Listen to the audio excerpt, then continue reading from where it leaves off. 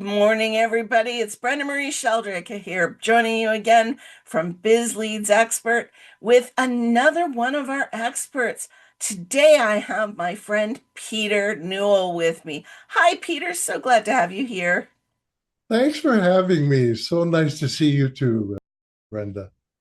So, in this interview, we're going to be able to let the people watching this get to know you just a little bit better. So, my first question for you, Peter, is what is it that you do?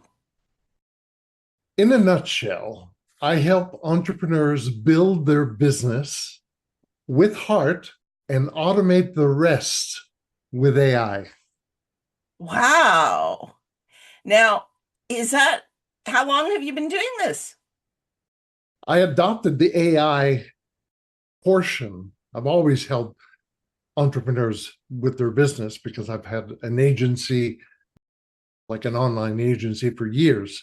But when AI came out in 2020 and 2021, that really rang true for me because I've always loved tech products, and AI for me is like the ultimate tech assistant. So I started adopting I guess, in 2021. And I'm like a sponge. So I've been gathering data and software since then. Wow. So that answers the other part of my question then, because I was going to ask if you've always done this. So you've always helped entrepreneurs? If I can just tell you a quick story. Please. Back in 1985, I'm 35 years old.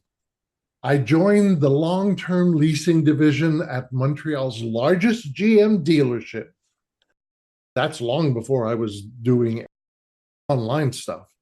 And the staff at the dealership, including myself, we were literally drowning in piles of folders and paperwork.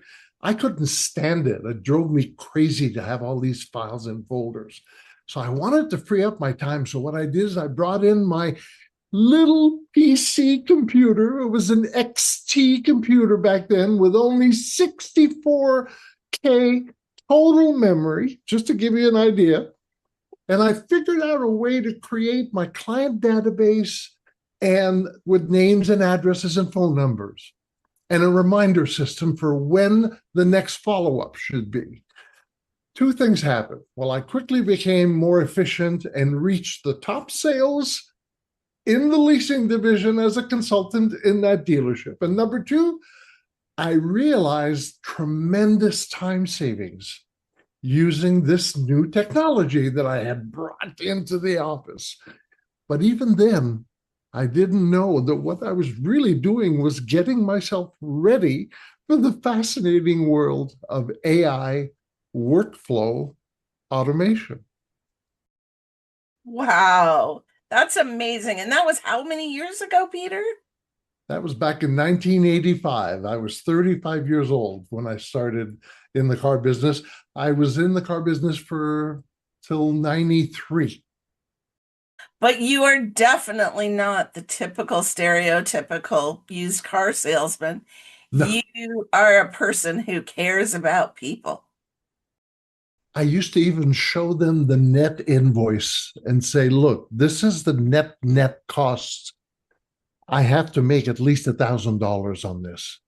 Where normally we make 1,500 to 2,000 when we sell a car, I have to charge you at least 1,000. So they knew exactly. I was cheating. I wasn't supposed to show invoices, but I did anyway because I'm a transparent guy. I've been like that forever. And you've brought that transparency into the world of AI, haven't you? I certainly have. Yeah, I believe I Because have. Yeah. I know that when you have a new tool, when you have a product, you're willing to show people not only the amazing things it can do, but if still challenges with it or if there's any bugs that are still being worked out, you're willing to let those be seen too. So I think that that is amazing because a lot of people, Thanks. when they try to make a sale, they're only going to show you the bells and whistles. I appreciate you saying that. Brenda, and that is a fact. That's the way I work. So, Peter, who is it that you like to work with the most? Who do you like to help the most? Well, picture midlife, like 40 and above, men and women who are entrepreneurs, solopreneurs, coaches, or even own small to medium businesses. Because all these people have the same challenge. It's the technology overflow, and they're looking for solutions to make their life simpler and make their results more prominent. Okay, okay. And why did you decide to go into AI? Okay, so from, I guess, 2023, well, AI was for me a mind blow. I was completely taken by it. And I started using it with ChatGPT 3.5 at the very beginning, like many of us have.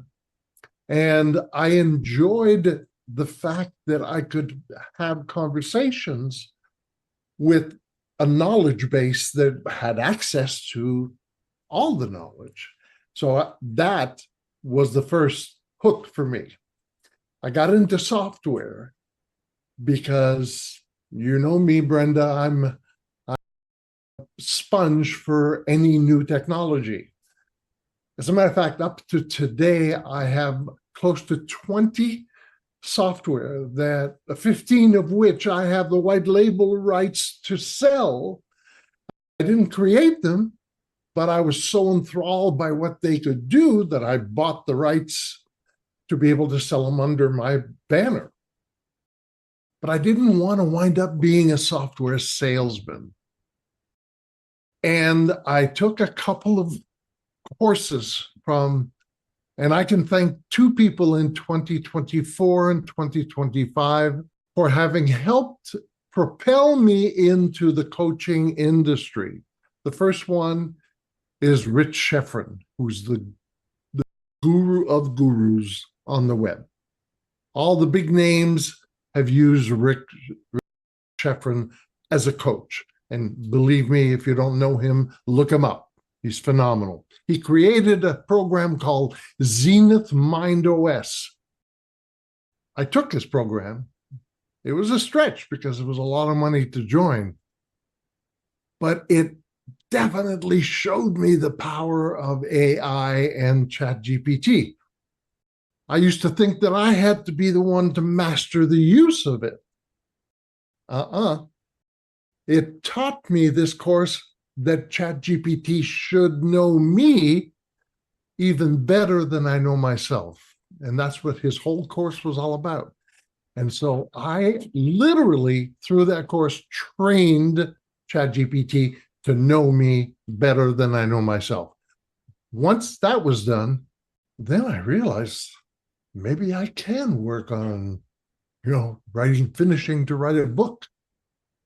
And I got that done with the use of John Benson's book builder software, which helped me take my story that I wanted to create and put it in an organized fashion, always using AI with prompts, telling AI, but AI knows who I am. So it became my voice. That book became my voice.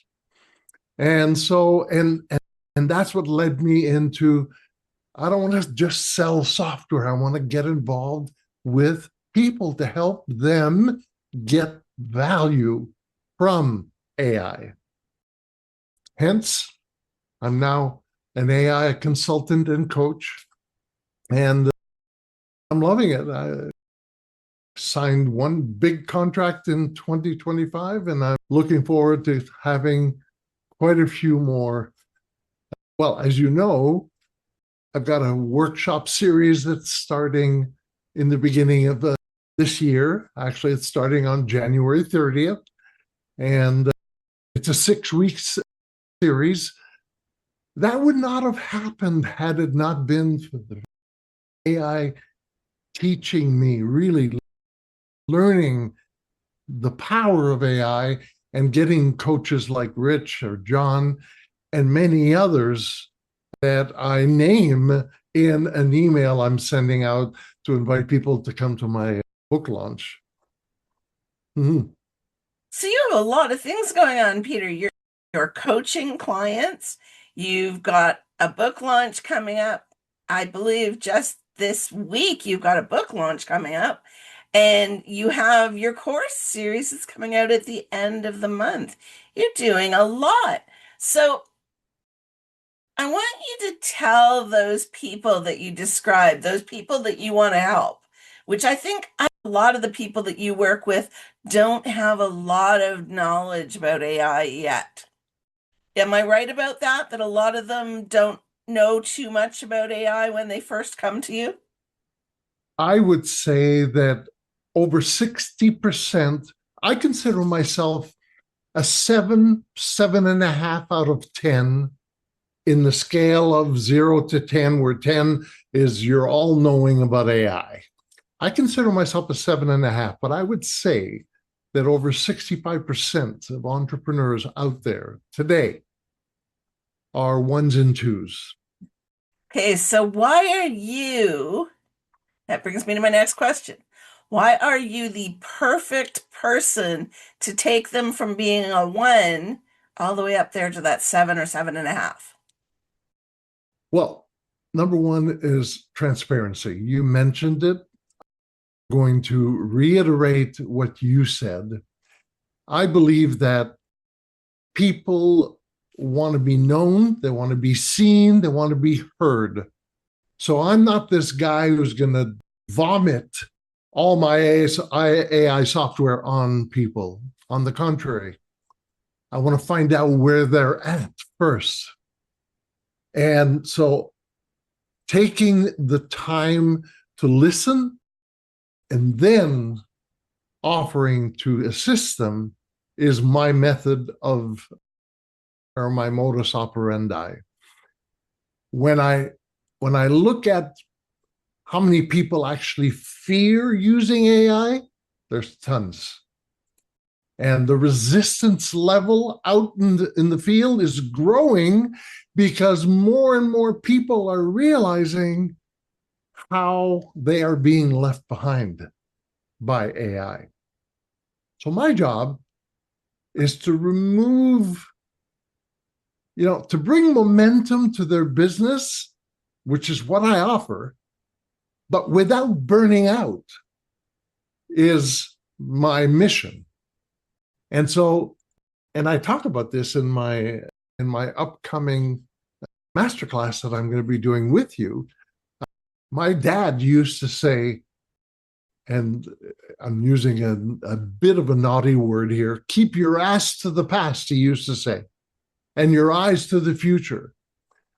Well, that's my job because AI is the future, whether we like it or not. And it's growing at such a fast pace that people have to not only tool up, but they have to gear up to not be at the effect of this growth that we're seeing.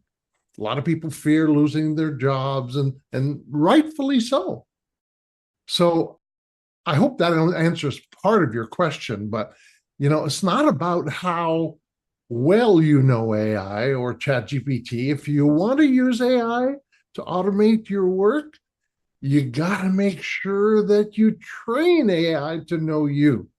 And that's my number one rule when I'm working with people that are overwhelmed. So to get from overwhelmed to action, because doubt will always take you out of action. But Brenda, action will always take you out of doubt as well. So I am all about helping entrepreneurs. That's my mission in life.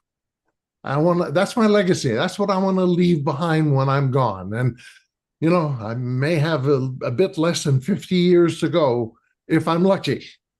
We hope not. We hope not. So So like that.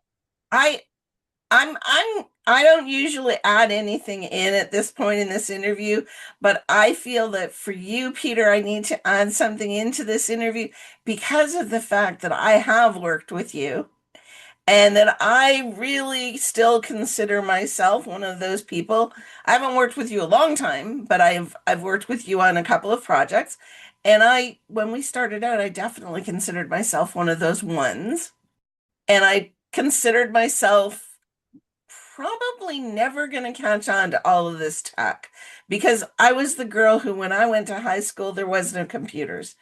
When I went to high school, we had those punch cards and you punched the holes in the cards and you created a calendar after a whole semester. Did those things. Those were my projects. That was my experience with computers. The computer was the great big thing that they had in the office. It wasn't what we had in our home. And when you did your homework, you went to the Encyclopedia Britannica. You didn't go online and ask Google. Now, I know things are a lot better these days, but I still know that sometimes these things get scary and they get a little intimidating and overwhelming. And one of the most lovely things about working with you has been that you mentioned that you have all of this different software, but you don't come in with a sales pitch to buy a software. Mhm. You sit down with a person and you listen to what the challenge is that they're experiencing, what the problem is that they're having. Then you show some potential solutions. And then, if a software is called for, you offer the software. But I also know from experience that if I say to you, Peter, I want to buy that software that you've got, you will also tell me, Brenda, you don't need that software yet. That software, the things you're doing right now don't call for that software. You can do it with this, which will save you money. So that's one of the things that I truly love about you is that you are not here to just close that quick sale or to just sell us something that we don't even know what we're getting. You always show all of it and you make sure that when we leave, we know how to use it too. You don't just, there's lots of places where I can go and buy software. I mean, you've shown me a site that I can go on and I can buy low cost software, but there's nobody there who's going to explain to me how to use that product when I get it home. You explain to me how to use the product when I get it home. And not only that, you've always been there for me every time I get stuck afterwards, which I'm very grateful for. And I'm happy to hear you say that. I'll just add so many people buy software that they never use. And to me, that's a big shame. So I'm about transforming the way we dance around software. I love your core philosophy too. Your core philosophy, lead with heart and automate the rest. So it's well, let me turn that back over to you. Can you tell people what that really means? Yeah, buy the book, read my book. In the book, first of all, you're meeting the guy because the way it's written is the way I speak. That's one of the comments I get from people who've read the book. I touch upon a bunch of different things, after story visualization, your life after the method switch, the clarity over complexity issue. I'm just going through the chapters, speaking their truth out aloud. So this is where your clients need to be heard and seen. And what do you leave them with? How do they feel after you've done business with them? It's really all about that. It's the whole result of this book for me is to have people feel heard, seen, and listened. So let me ask you this question in just a slightly different way, Peter. What kind of things do you think it makes the best sense efficiency wise? Because you talked about that at the beginning of this interview, back when you were in the car dealership. So, efficiency wise, what do we need to automate? And what do we need to make sure that we keep the personal side of to succeed? Well, the personal side you get to create by ensuring that you've trained ChatGPT to know you. I'm repeating that one. But what can you automate? Well, what are those tasks that a business owner, an entrepreneur, a solopreneur, a coach has to do on a regular basis? Number one, create marketing content. Number two, create emails and even sequences of emails, because once you've got a client, you need those emails. Number three, you need to create workshops. You need to share your knowledge with people. Number four, you need to learn how to master using your new assistant, which is ChatGPT in many cases. So just there, I've got the AI marketing content maker, which all you need to do is put your website. It will go and do a deep dive and create a bunch of marketing documents for you using your voice. Emails. Over 100 sequences of emails can be created just by giving it your website address. Workshops. All you need to do to create workshops with AI is to give them a theme. What is the workshop about? I had a client so blown away. She told me that it used to take her 8 months to create a workshop. And with my one-click workshop, she gave it a theme. It was done in 15 minutes. She blown away so much that she started offering it to all of her clients as an affiliate. And I made tons of sales just because of her. And then the last one is AI prompts. Well, I've got over 1,000 AI prompts to help in different categories. And those are just the first four of my software. So, the secret then, if I can, I hate to interrupt you, but I feel It's like time, saving time. you're saving time. But one of the most important things is the thing you said the most. The first time, you've said it a couple of times here. If you don't train your AI to know you, Then then whatever will not be in your voice.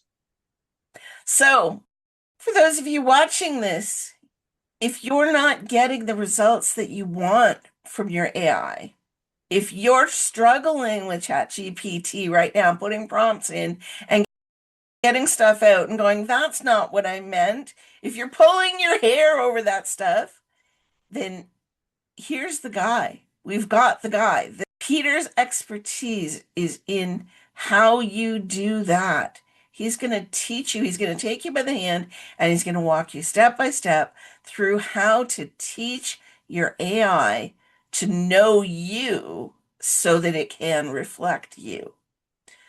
So, Peter, I have two more questions for you, and then we're going to have to wrap it up for today. These two questions are not directly about your business, but as you know, I built my Building Better Business Relationships community on the foundation of no entrepreneur left behind, because we don't want anybody to go out of business before they get their miracle. So I always like to have people think about what kind of miracles they could have. So my next question for you is, what's one thing that's happened for you as an entrepreneur that you never thought could have happened if you'd stayed in a job working for somebody else? Well, the first thing that pops up in my mind with your question is because of the pandemic, we were all sort of confined to our homes. And had that not happened, I probably would still be delivering services to my one big client. I had one big client who was a stenographer, and he hired me to do several things, one of which was once or twice a week, get up early, get in my car, go to the Justice building downtown Montreal to pick up a government assistant who had a mandate to go and interview older people in homes to get confirmation from them that they agreed with the inaptitude that they had signed years ago, or whatever legal documents that they had signed to get their confirmation because they were still of sane mind. My job was to drive her to all these places and record with my recording machines. I probably would still be doing that had it not been for the pandemic. Another part of that contract that I had with the stenographer was to get up, put a suit on, go down to lawyers' offices and record depositions inside lawyers' offices. Well, when the pandemic happened, I had to tell my client, I can no longer drive her around, and I am no longer able or willing to go to offices, but I am willing to do it online. And they continued for 2021, 22, 23, 24, and 25 to give me tons of contracts where I would record from home. So had the pandemic not happened, I probably would still be out and about. But what it allowed me was to discover the power of online, Zoom, Teams, and to continue to network with phenomenal people, entrepreneurs. As you know, I'm part of the Selling on the Spot community. And I just love Jane and what she's created, and Robert Martinez, and all these people that I've met, I never would have met had it not been for the pandemic. And my desire to continue building something. And as it turns out, I wind up as a coach. And Lord knows, at my age, I was over 50 years involved in network marketing, doing meetings in hotels and going to conventions and meeting people. I had the time of my life. And the industry is a very noble industry, but within which there are less noble people. We have to be honest. There are people that will say anything to make a buck, and that's always been my biggest frustration. I used to go in front of a room and say, if you're looking for, and my job was to enroll them into whatever I was doing, I would tell people point blank, if you're looking for the easy way to make a lot of money, you're not in the right room. Network marketing is not easy. They don't call it not work marketing. They call it network marketing, which means you have to network. You have to talk to people. But today, online, people don't even have to talk to people to do network marketing. It's interesting to see where we're at now with the industry. And I continue to be a strong proponent for network marketing for people who are looking to start, own, and operate their own business from home. Network marketing is the way to go. If they don't have a product or a service to offer, they can find one within that industry. And I could talk to you about many friends that I know and I have. I kept my big toe in the industry with my backup service. I've got a phenomenal company with Joel Terrian, who created a beautiful data center worth tens of millions of dollars, fully paid for by the services that he's been offering since the early 90s. And today he's offering a backup system. And you know where that came from? It came from him losing a luggage in a cruise that I was on with him in 2008. He was in tears for 3 of the 7 days of that cruise because he lost his luggage with his computer, his backup drives, and everything. All the family pictures, the kids, everything was lost that day at the cruise port. It was stolen from him. And that's why he created this backup system. He said, my God, I owned this data center and I didn't even have a backup system. He was selling hosting to businesses for years and years and years, multi-million-dollar business. The point I'm trying to make is, what would it have looked like if the pandemic had not occurred? So thank the Lord for the pandemic. It opened up huge opportunities and doors for people who are willing to keep their ass from in the past, facing the past, and their eyes to the future, like my dad always said. Thank you so much, Peter. It has been such a pleasure talking with you today. I have one last question, and this is a question that I got from my good friend, Jessica Koch. She has asked me to ask some of my entrepreneurs, what legacy means to you? Well, it's a known fact that when we die, it won't take very, very long before our names will be forgotten. What we owned will be gone. But what we leave behind in people's hearts, what we leave behind in people's minds, will live on forever. I think of an organization called Ending Hunger on the Planet.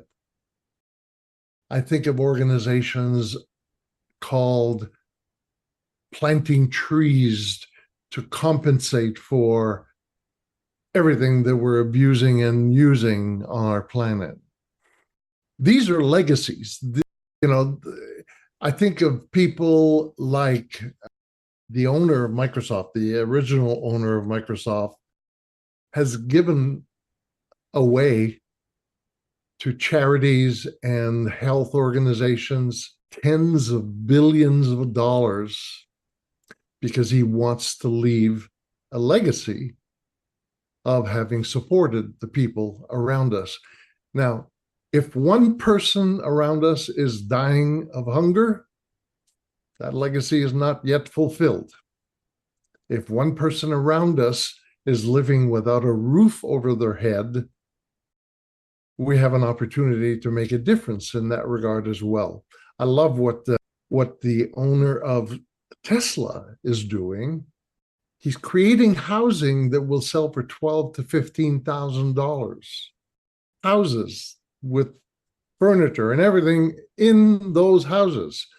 And I think the day will come where we won't need to work anymore. That day will come. Now, I don't know how much suffering we're all going to have to go through before we get there, but I believe it is coming. That day will come. And instead of rambling on, I just want to check with you. Did I answer your question? You did. You did. I did. And a very lovely answer, too, I think, Peter. I think that was a lovely answer. So, I again want to say that I appreciate you being with us today.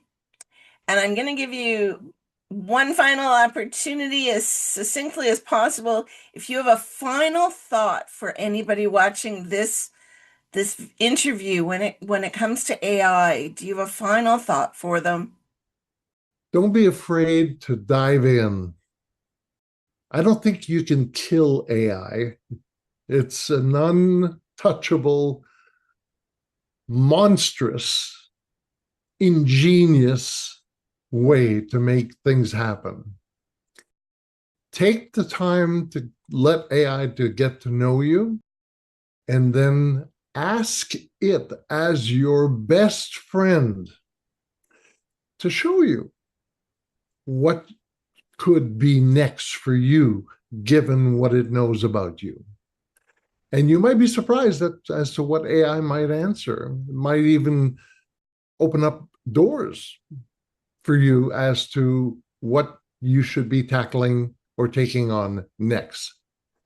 But false evidence appears real is what fear really means. And I invite you to tackle the future as if it's yours, so that one day you can breathe again, as opposed to having the hamster keeping you busy doing a bunch of nothingness. That's my advice. Thank you so much, Peter. I'm Brenda Marie Sheldrick. This has been another episode of Building Better Business Relationships. We've been with Peter Newell, who's helping you to learn how to lead with heart and automate the most. Check in the show notes for the ways to contact Peter. We're going to put all of his contact information in there. And enjoy your day and join us next time. And Brenda, thank you so much for what you do. Of all the people that I've met, you're one of my favorites because I just enjoy listening to you in your classes, and I enjoy the way you show up in life as a loving, caring, and on purpose entrepreneur. So thank you for being who you are. Thank you, Peter.